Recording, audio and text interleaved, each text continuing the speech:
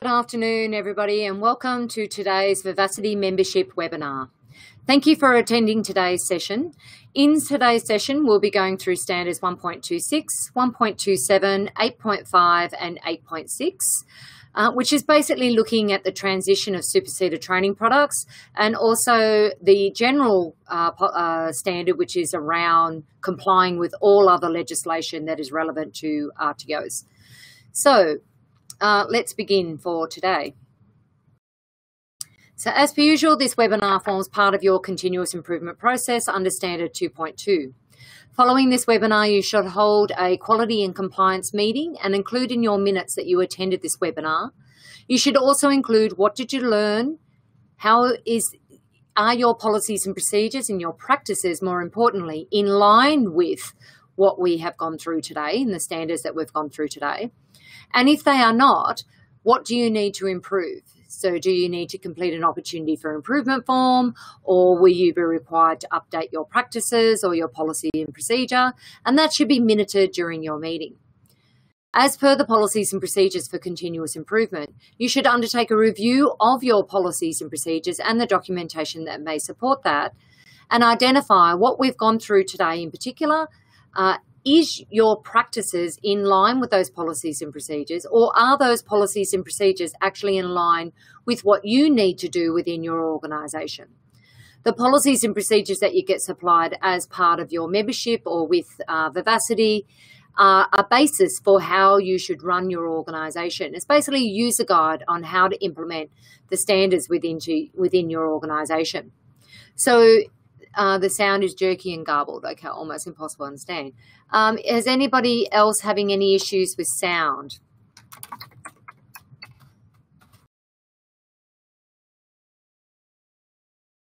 So we've got one person stating that it's a bit jerky and garbled. If you can just let me know if you're having any issues with sound.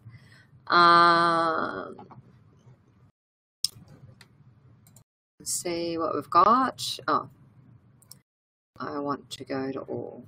Yeah. I don't think we've got anybody else. So, Michael, it could be at your end, little bits distorted, but can still hear you. Okay, that's one person who stayed there. I'm just moving the microphone closer. Okay, no problem with me. So, Michael, that could be your internet access. So, if other people are hearing clearly, it's because of your internet access. So I will slow it down a little bit just so that you can get it clearer. Now, please note that all webinars are recorded, so you will get an access of a recording. Just letting Michael know that as well. So all webinars are recorded and you will have access to the recording following the webinar. So you should get that by tomorrow. So yeah, it could be a sound issue or an internet issue at your end, Michael. Okay, so as part of your continuous improvement process, you should undertake a review of your policies and procedures to ensure that you are following the processes. You should also review any documentation that supports these standards to ensure that your documentation is also compliant with what you're actually putting into practice. Okay, hopefully everyone can hear now and it is going well. So pretty much everybody else is able to hear me, so that's good. Okay. So as stated, we're going through a number of clauses today. So one of them we'll be going through is clauses 1.26 to 1.27, which is the transition of superseded training products. So basically with superseded training products, if you have a qualification or a unit of competency on your scope of registration and it's been noted as superseded or it's in transition period, this is what this standard's all about. So it's how are you transitioning from the superseded training product to the new training product on your scope. So we're actually going to be having a look at some examples today so we can actually review what that would look like through looking at training.gov.au. So what I thought I'd focus on today is looking at the Cert 4 in training and assessment because everyone's quite familiar with that one and the transition that we're going through with that one at the moment. So 1.26, subject to 1.27, unless otherwise approved by the vet regulator, the RTO ensures that where a training product on its scope of registration is superseded, all learners training and assessment is completed within a relevant time frame. So that means if a training product is superseded, you have 12 months to transition that student to the new qualification or unit of competency. And you can only deliver qualifications or units of competencies that are listed on your scope of registration. So if a training product is superseded, you should check on training.gov.au to ensure that it is still relevant and to still current on your scope of registration. You can continue to deliver a superseded training product as long as it's on your scope of registration. There will be times, and we'll be looking at a few today, where ASQA may give longer than 12 months for you to transition a student from a superseded training product. So we'll be looking at some of those today, and ASQA actually list those on their website for what they may be. So what it states is that the students should be transitioned from, they should either be completed in the training product that they're currently enrolled in or transferred into the new training product once it's approved on your scope. So within a period of 1 year from the date of the replacement training product was released on the National Register, so on training.gov.au. So where an AQF qualification is no longer current and has not been superseded, or learners' training and assessment is completed and the relevant AQF certification documentation issued within a period of 2 years from the date of the AQF qualification was removed or deleted from the from training.gov.au. So it may be that you have a superseded training product and now it's no longer current on your scope of registration. So you should check out training.gov.au and have a look at your RTO to identify what's currently on your scope of registration and what qualifications do you have on your scope.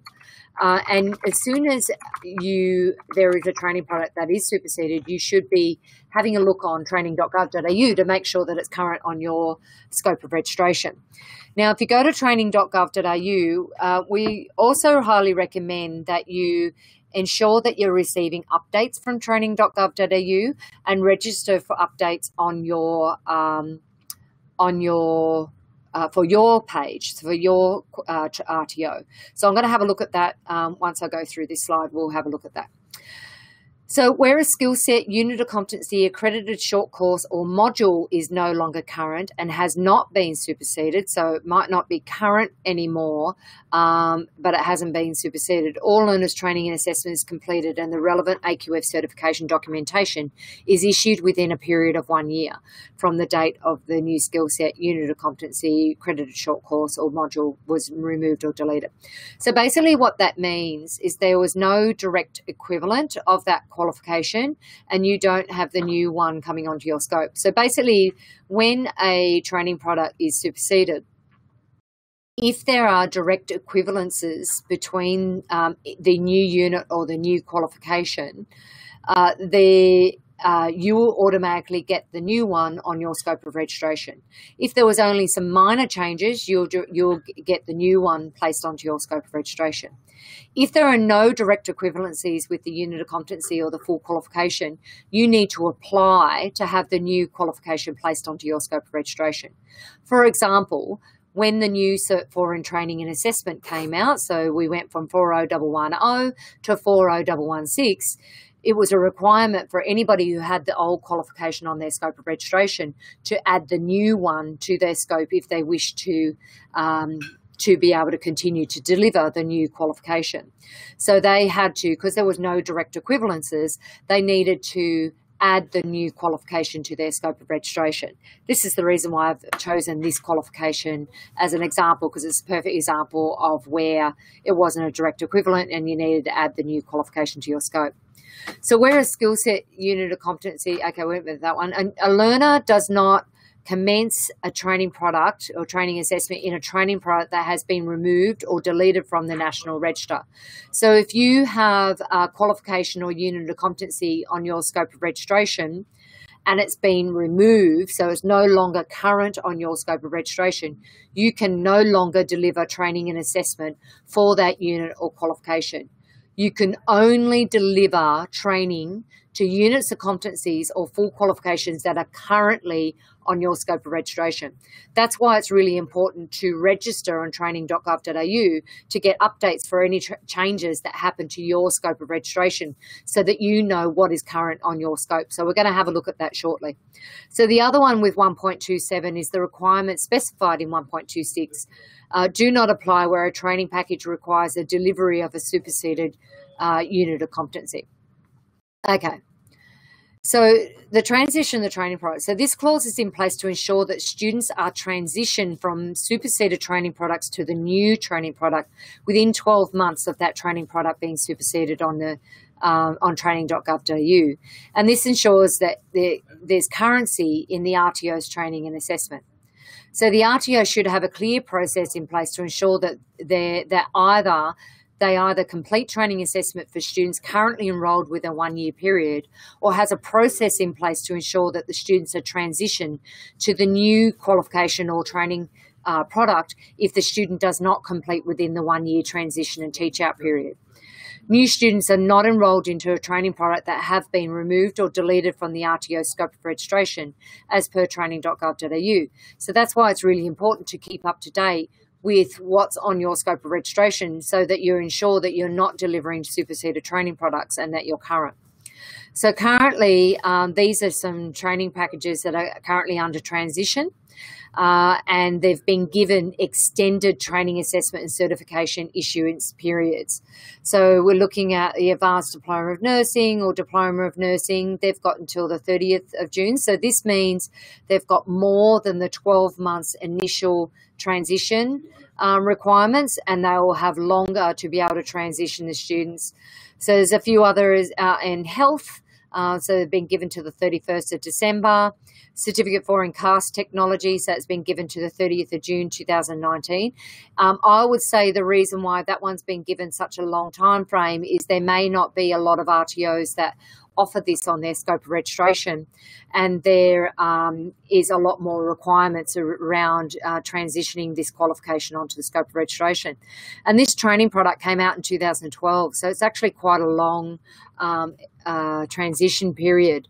So I'd say they're having issues with RTOs getting this on their scope of registration. That's my educated guess on what would be the reason why there's such a long transition period. There's also Certificate 3 in Printing and Graphic Arts. I know that there was a major change with this training product, and I say there's been an issue with RTOs being able to get this on the scope of registration. Okay, I'm just going to share my screen now, and so that we can have a look at we're going to have a look at training.gov.au, and I'm just going to show you quickly how you can register on training.gov.au for updates. So you'll see I've got open Certificate 4 in Training and Assessment, and I just thought I'll just go to the training.gov.au website. So this is the website. So when you pop that in, you want to go to this one. Generally, what you should do is go to this one and favorite this one. So favorite this one as your website, because this is one, I think I've already got this saved. Have I got this saved? No, I haven't. So I've got to put that in the menu. Because this training.gov.au website is the one that you need to go to in order to check out what are the changes and things like that.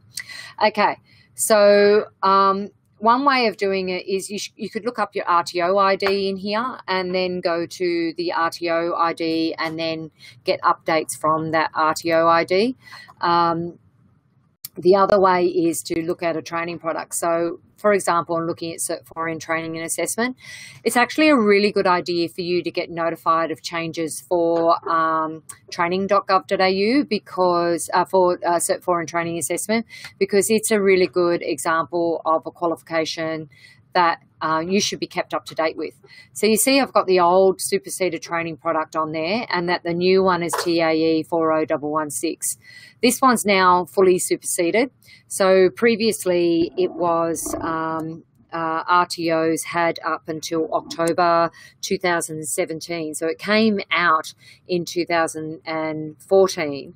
but they had, or 2016, but they extended the transition period to October 2017 because there was a lot of RTOs who couldn't get it on their scope of registration, and there wasn't enough RTOs out there who can transition across. And this is a perfect example of a qualification that wasn't a direct equivalent, and any RTO had the old qualification, so TAE 40110 on their scope, had to add the new TAE 40116 onto their scope.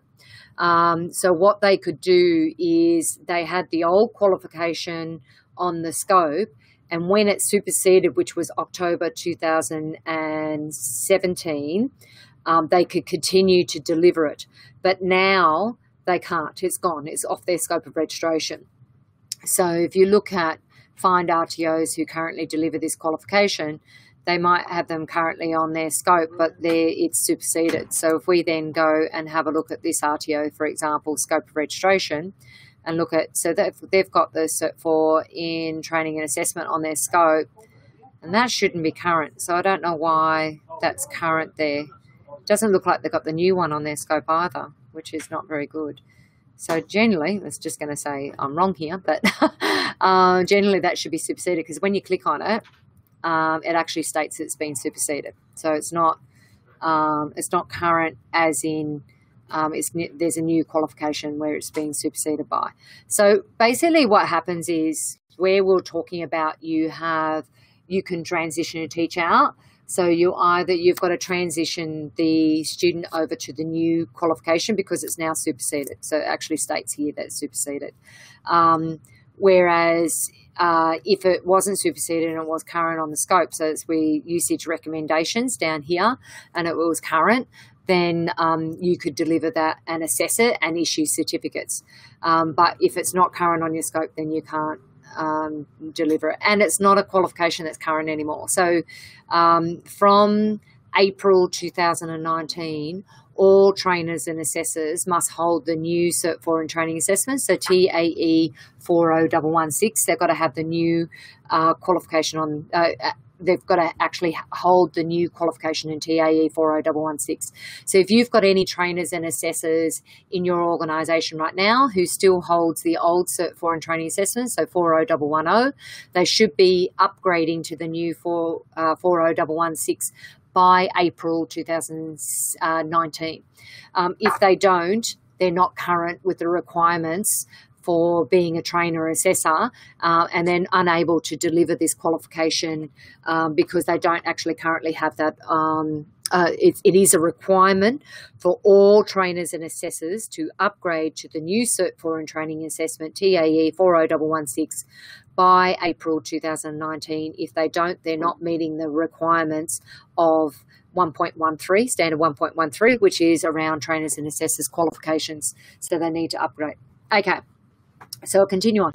So if you wanted to be notified of changes of this qualification, you click on that notify of changes, and you can register a new account. So you can go into here if you haven't already. If you have already registered an account, then you don't need to worry about this. You can just add it to your scope, but you should register an account.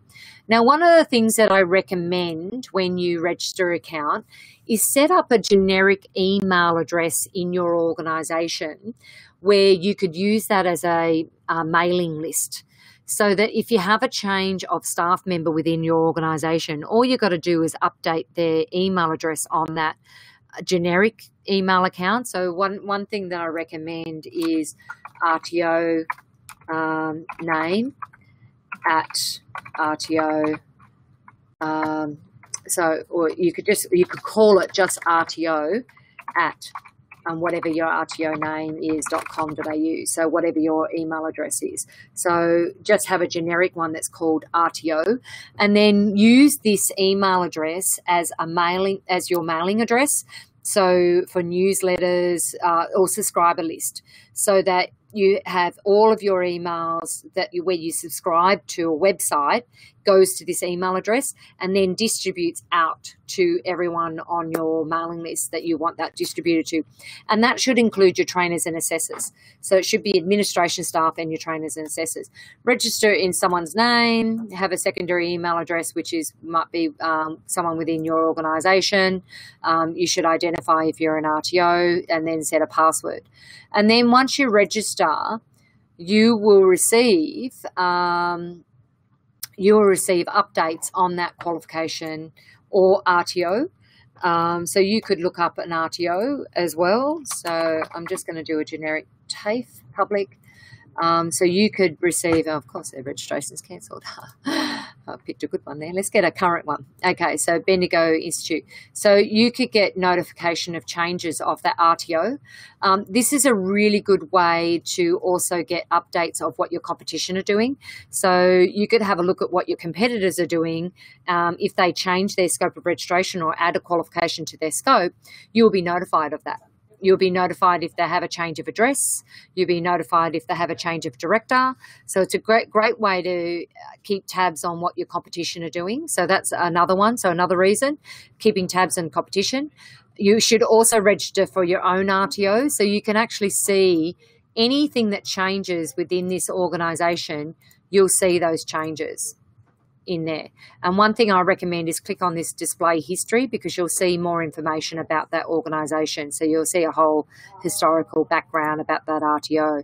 You can see who the contact details are of that organisation. You can see when their registration expires.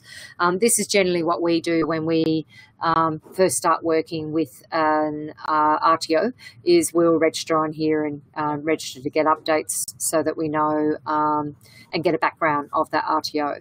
So whatever changes on this scope, any of these details, you'll be updated of that through that notifying me of changes. So it's a really good one for monitoring your competition, but it's also a really good one for monitoring any changes that might happen to your RTO, and that includes any qualifications that might be superseded. So it's a good way to check whether to be kept informed of any changes in qualifications. So I'm just going to go back to this TAE 6. So we're now going to look at the 40116. So this one's current. So you can see the release is current and usage recommendation is current. So it's current. So you want to have that on both of them, and then it actually shows you here what the superseded one is. So then within here, it actually lists the units of competencies and identifies what the units are that are the core and the electives within that qualification. In the old, and I'm just going to take you back to that one, in the old qualification, it had in there some of the new units and some of the old units. So this is where it talks about units that are superseded within a qualification. So you see these Bs and A's and Bs. They're the old units of competency, so they were all superseded, but they imported an LNN unit that came from the new training package where you could use it as an elective, which was the LNN 411, which was the old, let's see if I can see one, LNN. So it was the 401A, and then they brought in the 411. So you could actually bring that in as an imported unit that was a new unit, but it was the rest of the units were superseded. So for example, that 401A was a superseded unit. So you couldn't deliver that one anymore, but you could deliver one. Actually, if you have a superseded unit within a full qualification, you can continue to deliver the superseded unit. But if you have a superseded qualification, you cannot continue to deliver the superseded qualification. So that's the main difference between a unit within another qualification. If it's superseded within the qualification, the unit, you can continue to deliver the superseded unit. But if you have a superseded qualification, you cannot deliver superseded units, or you cannot deliver the superseded qualification. That's where the standards stipulate the two differences there. Okay, So we can see that this is the, so that's the old one. This is the new one here. So we've got the units of competencies that you can deliver, and what are the currency in there.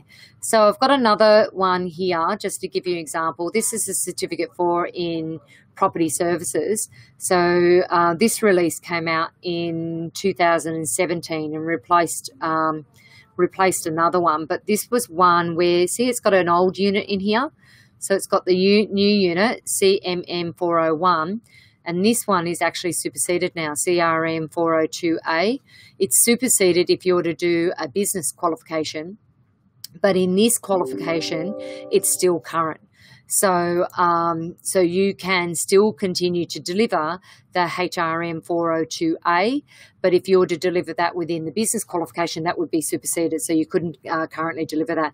And here's another one, maintain and protect condition of managed properties. So this is an example of a qualification with superseded units in it, but you can continue to deliver that superseded unit within. See here, it's superseded. So it's current because it's within another qualification where it's current, but it's a superseded unit. So it's current if you're delivering it within this qualification, but if you're to deliver under a business qualification, it would be superseded. So that's where this currency status is. It's current, but it's only current if it's within a qualification that it hasn't been superseded. But this one is, it's a superseded unit, but you can continue to deliver it in this Cert 4 in property services. But if it was in a qualification where it was no longer current, then you wouldn't be able to deliver that. So that wouldn't be current there. So the qualification is current, but the unit of competency isn't. So that's where you can deliver a superseded unit. I often get asked, and I'm surprised that I haven't got a question on this already. I often get asked, just because it has a superseded unit in it, can I upgrade to the new unit and deliver the new unit? Now, yes, you can, but you need to also ensure that you're still assessing against the old unit requirements, because when the training package was delivered, for example, for this qualification, for the Cert 4 in property services, when it was developed, this superseded unit was current at the time. So you have to actually deliver and assess this unit until the training package is changed and they have the current unit in it. So, yes, you can update to the new one, but you need to also ensure that you're still assessing under this unit of competency. So that's so it's sort of a double-edged sword. You still have to continue to deliver and assess the old unit, but you can offer the new one as long as you still are assessing against the old one as well. So it could be that you are assessing for more than what is required. So you're assessing against the new unit as well as the old unit. But it's up to you. You can just wait. So it might be that you also have business on your scope and you've got the current unit on your scope and assessment tools already in place on your scope for that unit. So you might want to use the new assessment tools. That's fine, as long as that's a bit of a mapping exercise where you need to map that unit. And if you just go into here, we'll actually tell you what's the difference. Oh, hold on. There's a mapping. I've got to find the mapping. Compare this unit with a previous unit. So you can actually compare this unit with the previous unit and compare it, and then it will. This is a lot different, but you can go like a lot more than what we are doing, just covering today. But you can actually have a look at what the differences of those units are. So, and this is part of the process when you are transitioning from a superseded unit or a full qualification. You should also be comparing that training component and what's different. So basically everything in black is new, everything in red is, so it states here, so is shown like this. So let's go. This page shows the textual differences between one unit and another unit. Release 1, text that is in the old unit and not in the new unit is shown in red, and text that is in the new unit but not in the old unit is shown in black. So it was in the old unit and it's been removed now, and this is what's now in the new unit. The unit descriptor has changed, so they've removed this text and they've now added this text. So everything in red and crossed out has been removed and everything in black is new. So this is how you then validate your assessment tools to ensure that it's current with the current unit of competency. So if you have a superseded unit on your scope and you now need to transition to the new unit, this is how you do it. You map it across within here. So you compare the training component and you have a look at what's changed in the unit. Sometimes it's just something really simple, like used to be called soil and now dirt. And a really good example is OH&S as now WHS. And basically that was the only change. They just changed the wording from occupational health and safety to workplace health and safety, and that was the only change that they made.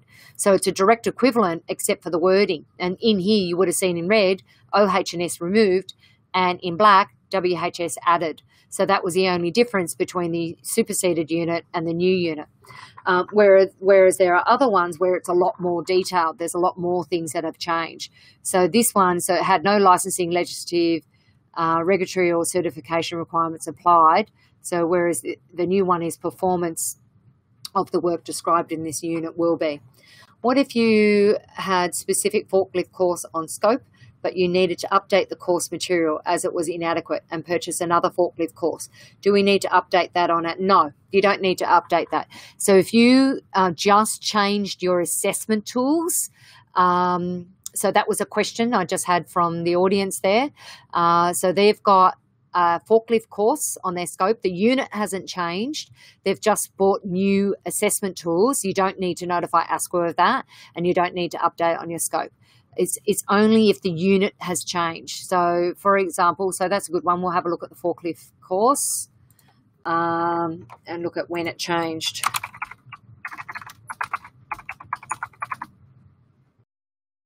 So this is a unit of competency. So you can see there's a conduct forklift operations and conduct. There's two in there, but it's got that it was superseded and looks like they changed the name, conduct forklift operations, and it was deleted, so it was removed. What is the current forklift one? Doesn't seem to be a current one on there. The deleted usage recommendation was implemented on the 13th of June 2010 to describe training products that have no replacement. Enrollments in training components and statements of attainment or qualifications issued before 13 June 2017 are valid. Okay, I might have to look into this a bit further. What's the unit on your scope, Juliet? If you can just give me the code and we'll just look that up. I'll look that up for you because this obviously isn't it. And it's not called forklift anymore. I might try and do it.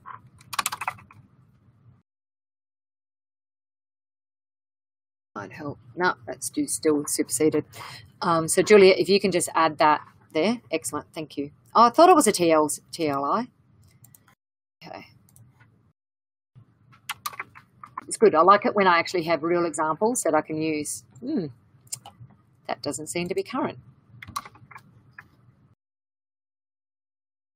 That's not current.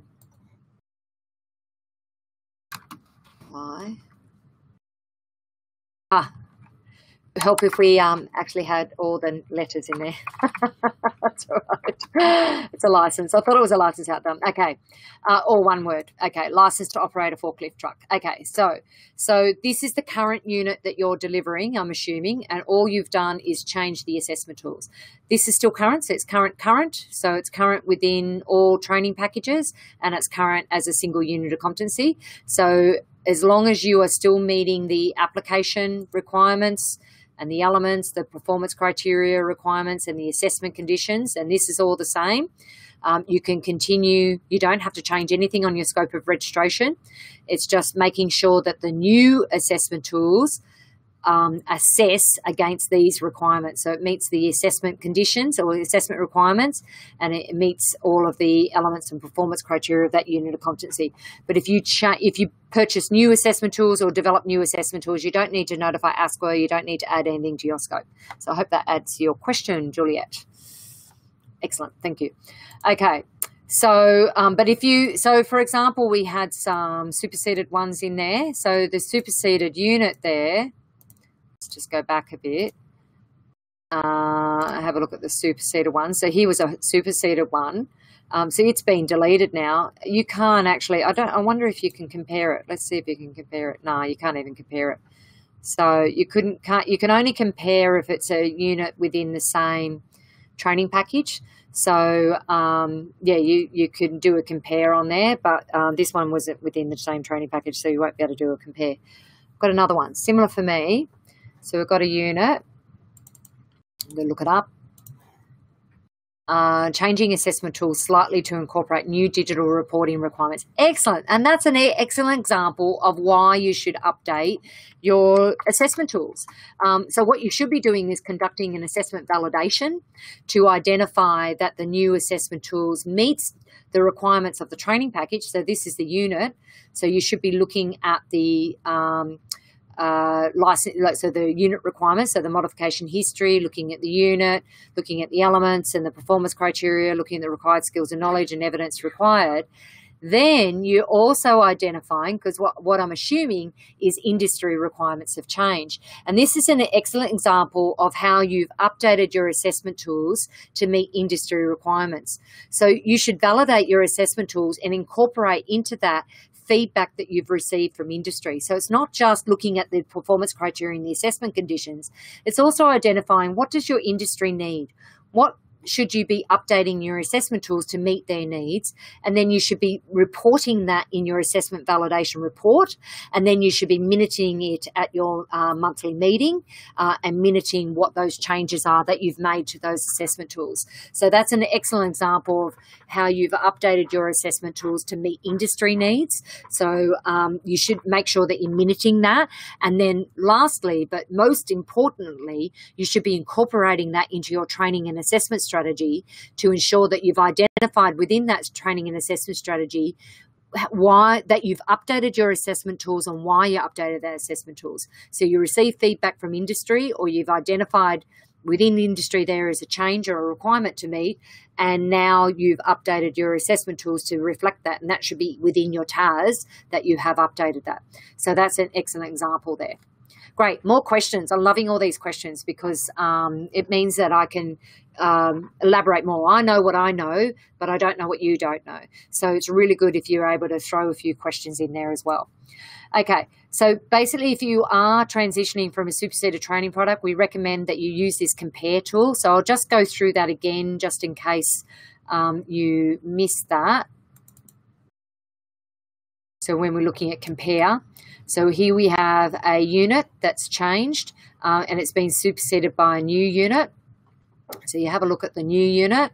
So it's current and that one's been superseded, supersedes, is superseded by. So it's been superseded a few times, that one. So that's interesting because that's been superseded twice and it's in another qualification. So there have been quite a few changes. I think the first one was around WHS, those changes, but this one would be a much bigger one. So this is one, if you had this superseded one, you should be comparing, it's fine, here it is. If you had the superseded unit, so you want to select the current release and you want to compare it against the old one. So depending on which one you had, if you had that one or if you had this one. So you just compare it and then you look at the modification history. So you look at all this and see what's changed. And this would be part of your process for identifying what changes have been made. Doesn't seem to be a lot in here. Can't see anything. I think there'd be more on the other one. So let's go back. Let's have a look at this one.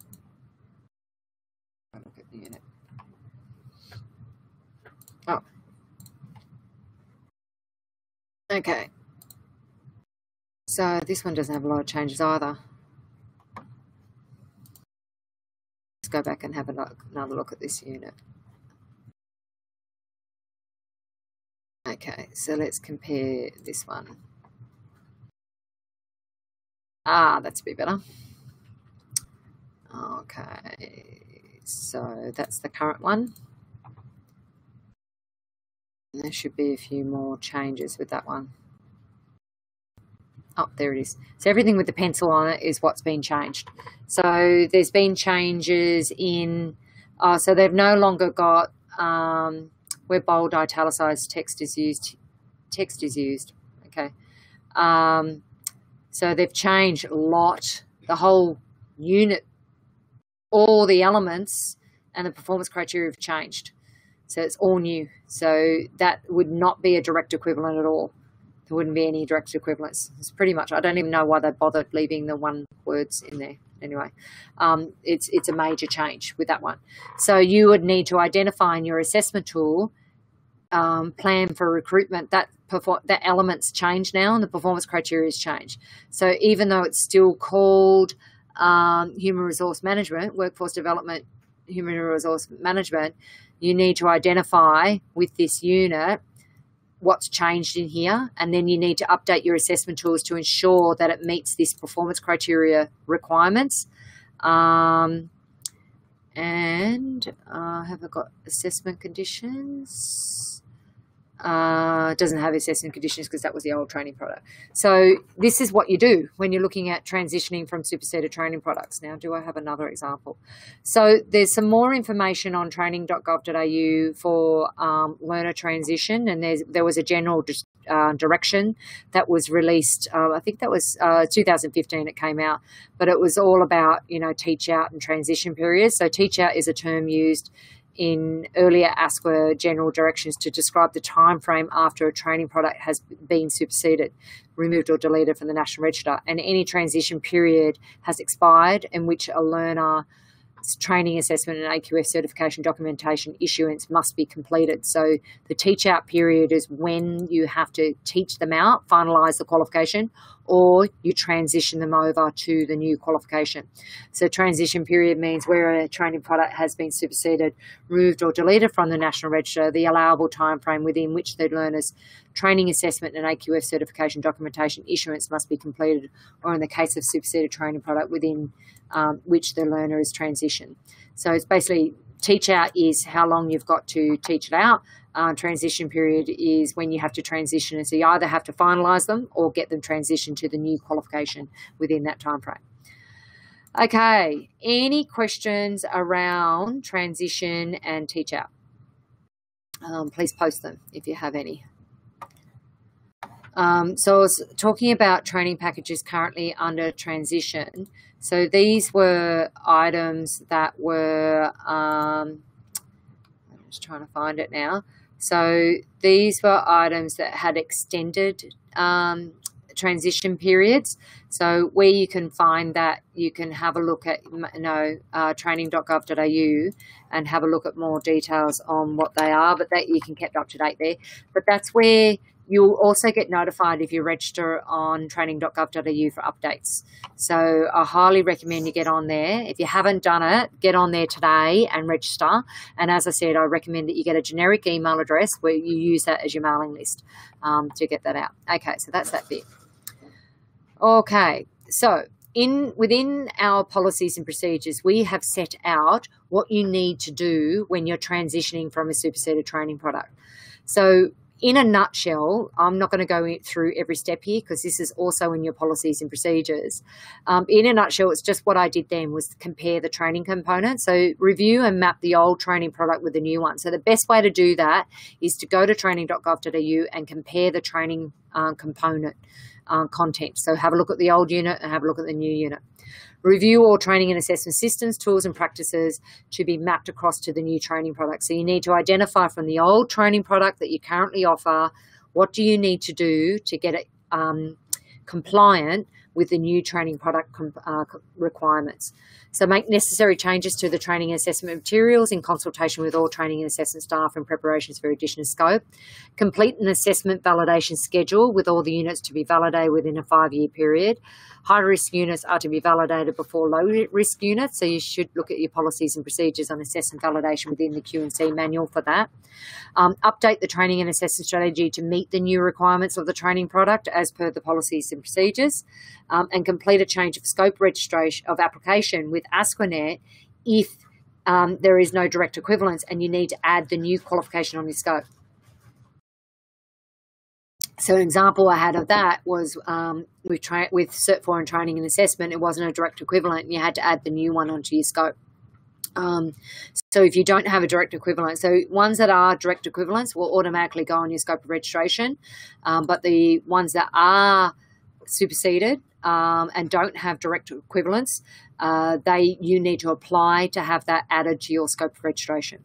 So once the new training product has been added to your scope of registration, courses can be scheduled with the new training product. So you can start scheduling classes once it's on your scope for the new training product.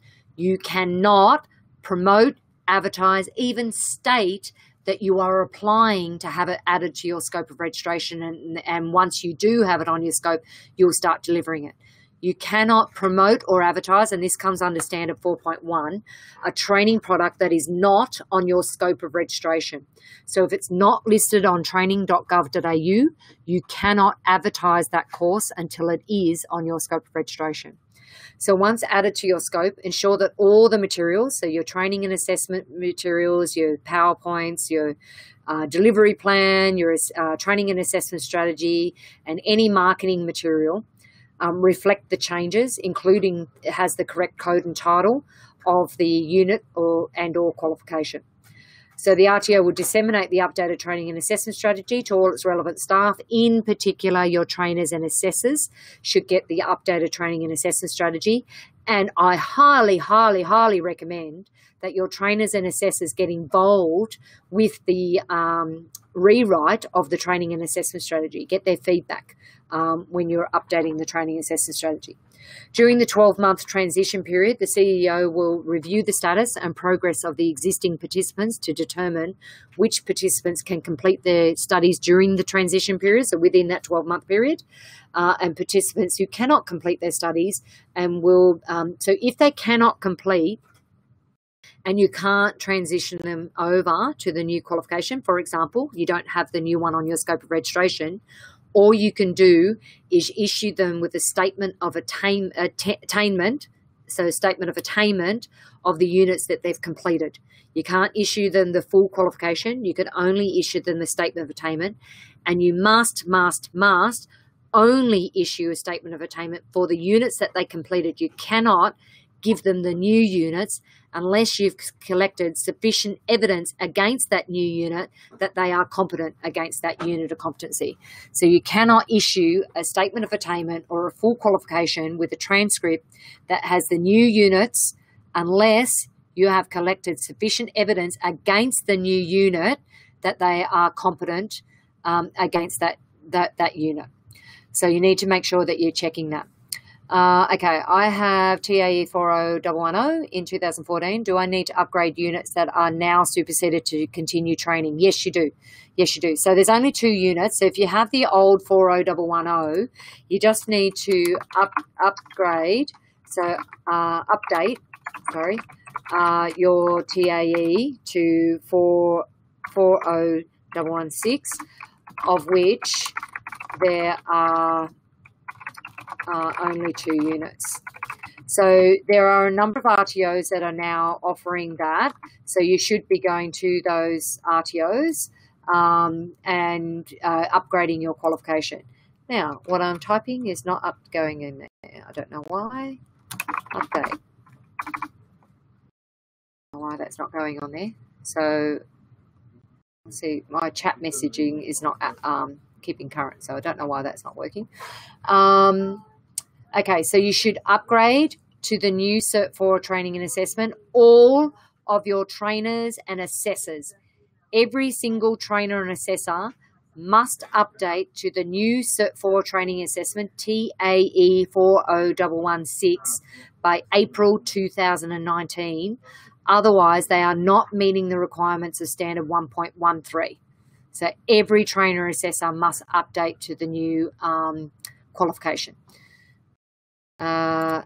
Yeah, I just want to make sure that everyone got that, because for some reason my chat isn't working. I don't know why that's not happening. Oh, I think I'm responding to Michael and he doesn't seem to be online anymore. So we'll see what happens there. Okay. All right.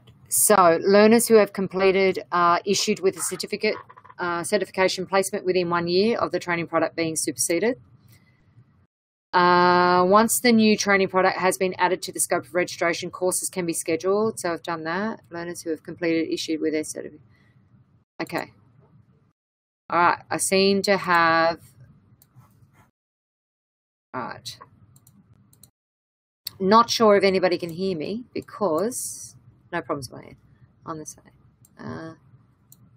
I'm online, but still cannot understand much of the talk. Okay, excellent. Okay, excellent. Okay, you can hear me, but my PowerPoint's stalled. Oh, there we go. Now it's moving. Okay, excellent. So if learners have not completed within 12 months of being superseded, learners are transferred to the replacement training product within the year of the training product being superseded. So if you have a student who was in a superseded training product and you have the new one now on your scope, you can transition them across to the new training product. Now, one thing that I highly recommend, if you get the new training product on your scope and you've got students on the old training product, I recommend that you transition them across as soon as possible, mainly because you don't want students holding old qualifications. And I know as a student, I'd want to have the most current qualification. So it's actually good customer service if you're able to transition across. But if you've almost finished, if the students have almost finished the qualification, I'd just teach them out and get it finished and issue them with the old certificate and then offer them to upgrade to the new qualification. So it's a good marketing strategy for you to do that. But it depends on how far out it is. If they're only like a month into the course and you've still got quite a bit to deliver, I'd transition them across to the new qualification. So if you have a look at the policies and procedures within the Q&C manual, and that's under standard 1.26 and 1.27, you'll see more details about how to transition students. So all learners will have completed and been issued certification within 2 years of the qualification being removed or deleted. Learners have been issued certification within 1 year of skill sets, units, modules or short courses being removed or deleted. The CEO is required to advise all current participants and employers, if irrelevant, about the revised units and the requirement to complete studies within the transition period or transition to the new training product.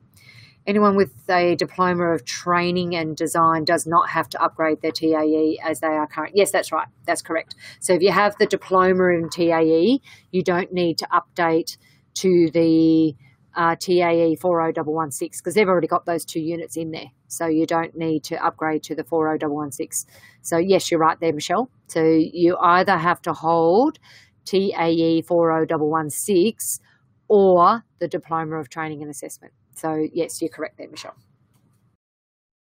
Okay, all right. So, basically, I've tried to explain this in a graphic so that we can see what that means. So, say, for example, you've got a student who was enrolled and after they enrolled, there was a new training product that came in. So, 3 months into the training product was superseded. And it was a 2-year qualification, so they were supposed to be with you for 2 years. So you've got 12 months from when that training product was superseded to transition them across to the new qualification. So a year later, you may be teaching out or you may have transitioned. But by a year from the superseded training product coming in, you must transition to the new training product or the student must have completed training. So that just gives you a picture of what it should look like when you're looking at transition and teach out. Okay, so that's all to do with transition and teach out. If you have any questions, please add them. Otherwise, I'm going to continue on with standards 8.5 and 8.6.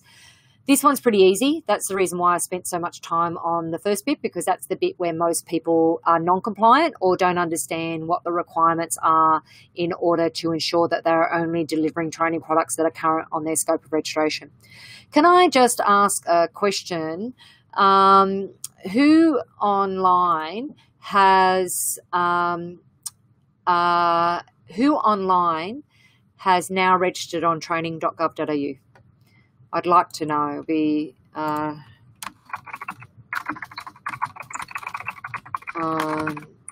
TGA. Yes, no, yes, today. I'm going to send you a poll. So some people are, let's see. I'm just going to start that poll. So if you can quickly, so yes, you were registered before you came to this webinar. No, you haven't. Or yes, you did it today.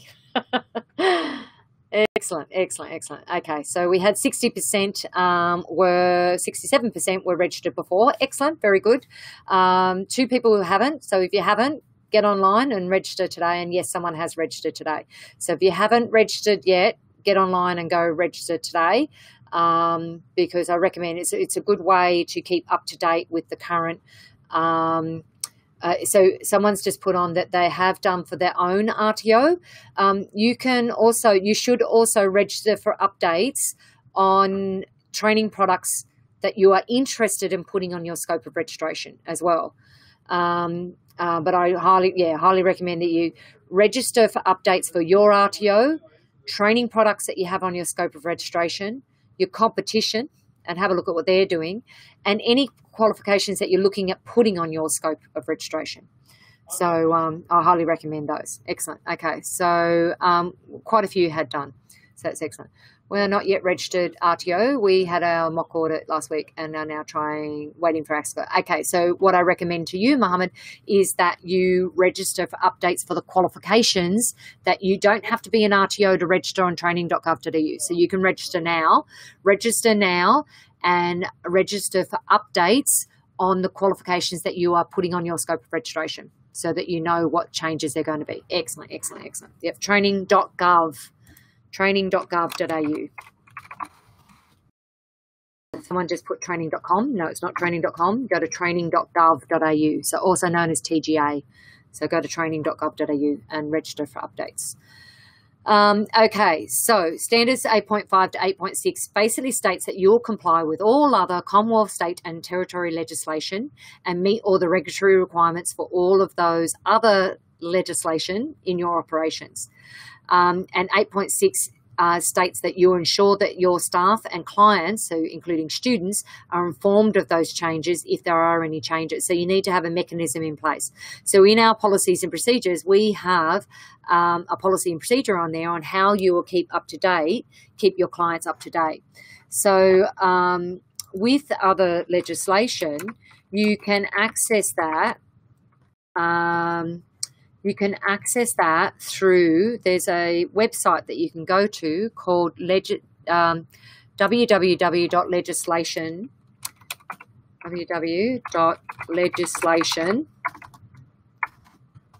I'll get that on there, .gov.au. If you go to that website, you can register for updates for a variety of different legislation. We're free, doesn't cost you anything. Once again, I recommend you use that generic RTO email address, and you can register for all of the other legislation, including standards for RTOs or the national code if you're doing CRICOS, and get those updates. If there's any changes in legislation, you're updated. So that's the policy and procedure. That's what we tell you to do. So you should register for those updates. So I'm just going to quickly show you my screen again, so you can see the website. So I just looked up the WHS Act. So you can register for updates on there. So you can set up an account. So you've got my account and you can set up an account and you can get legislation updates. So that's this here, get legislation updates, and you set up an account and you can get that email to you. So you get the current updates on what's on all legislation that you're using. So you can also do, for example, the standards for registered training organisations. So you can receive updates for any of that, in any changes in the legislation as well. So you can just get that as an update, so you can receive updates on that. So that's the best and easiest way to receive updates on that legislation. So if you go into the policies and procedures, it actually then goes into how will you notify your staff and students of those changes if there are any changes. So if you are notified through the Federal Register of Legislation, you then update them, and you could just do that via email. So you don't need to, it doesn't need to be too complex. Now, the really important part is looking at what are the other legislation So what else do you have to comply with? So Commonwealth, state and territory legislation. Now, in the Q&C manual, the Quality and Compliance Manual, we've included across the board generic policies and procedures, legislation that you need to comply with. So there's the standards for RTOs, and there's also the vet regulator and things like that. So there's those standards, but we also have the WHS legislation, we have sexual harassment, we have bullying, harassment. There's a whole heap of different legislation, workplace, fair work. There's a whole heap of other legislation that we've included in the policies and procedures. Now, they're the generic one for any RTO that they need to comply with. Now, you might have specific requirements in your industry where they need to be kept up to date with other legislation that's specific to your industry. So you should add that to the policies and procedures, or have an attachment added to your policies and procedures that you give to your students and staff, where it's how you'll comply with the legislation that is relevant to your industry. So you've got to make sure. So for example, if you're working in childcare industry, there's a whole heap of other legislation that you need to comply with under the CEQA requirements to be registered to work within the childcare industry. So you need to ensure that your staff and students are kept up to date with that legislation as well. So I'd be going onto the Federal Register of Legislation and keeping up to date on there as well. So for the training.gov.au registration, should I put that we are not a non-RTO? Yeah, just do that, Mohammed. It doesn't make any difference. It's not going to affect your registration. It's just basically a poll that they're doing, a poll to identify who are RTOs and who are not RTOs. If you do put that you're an RTO, they don't ask for your RTO number or anything like that, so you can put it on there, but yeah, just put it on that you're not. We recommend it to our clients all the time who are not RTOs to register on there. So the RTO, so I've already gone through this. Students, you need to ensure that you have all policies and procedures in place for all the legislation that's relevant to your RTO. Staff and trainers have policies and procedures to ensure they understand their rights and responsibilities, as well as how to ensure that the students understand their rights and responsibilities. There is a clear process for keeping staff and students informed of any changes in legislation. So if you go into the policies and procedures for 8.5 and 8.6 in the Q&C manual, you'll see a lot more details about what you should be keeping up to date with. So, and how do you inform your staff and students of those changes? Now, this is some key legislation that we've included in the Q&C manual. So it's legislation that we keep up to date for you, but there will be other legislation that you need to be kept up to date with as well. So highly recommend you go onto the Federal Register and register for updates. That's it for today. If you have any questions about this, what we went through today, or anything else, please post them, because I'm happy to answer those questions for you right now. It could be about anything as an RTO. The notification for all legislation suggestion will be very beneficial for my total business. Yeah, totally will be. There's all sorts of areas that you can keep up to date with. Oh, excellent. Hameen, I didn't even know you're online. Excellent. Thank you. Oh my God, I can't believe you've come online. Okay, excellent. Good refresher. Excellent. So it keeps you up to date. And I've looked at the current requirements as well. So excellent. So thank you very much for coming online today and checking out and keeping up to date. Like one of the things that we find is a lot of our members, we had 16 people in total. Wow. Excellent. I think that's the highest amount of people we've ever had on one of our webinars. So excellent. I'm very happy with that, having 16 people online. We have a lot of people who are in our membership package who don't attend these webinars. So it's really important. Oh, excellent, Mohammed. Well done. Well, Mohammed's now registered on training.gov.au. So excellent.